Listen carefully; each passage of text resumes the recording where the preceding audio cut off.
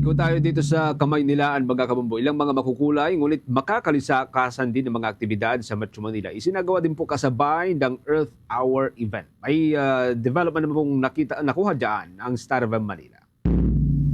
Mga kabombo at ka-Star Nation, kasalukuyan nga nagaganap dito sa isang mall sa Pasig City ang isang natatanging selebrasyon ng Earth Hour na kinatatampukan naman ng iba't ibang aktibidad.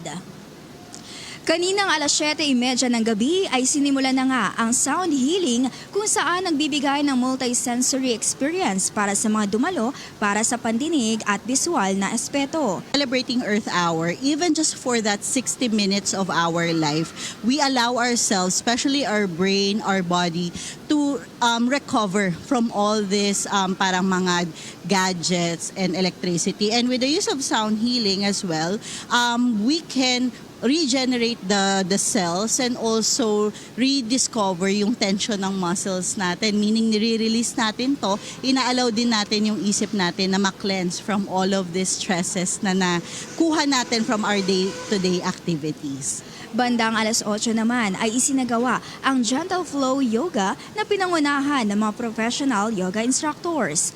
Mamayang 8:30 ng gabi, sabay-sabay na magpapatay ng ilaw ang bawat establishmento bilang pakikiisa sa taunang panawagan para sa Earth Hour.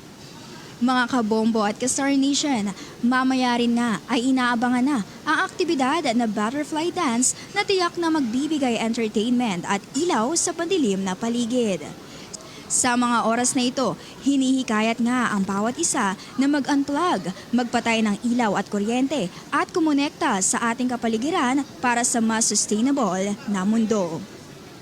Mula rito sa Pasig City, nag-uulat Star DJ Ivana Darna ng 102.7 Star FM Manila para sa #1 and most trusted radio network in the country, Bombo Radio Philippines. Basta Radyo, Bombo!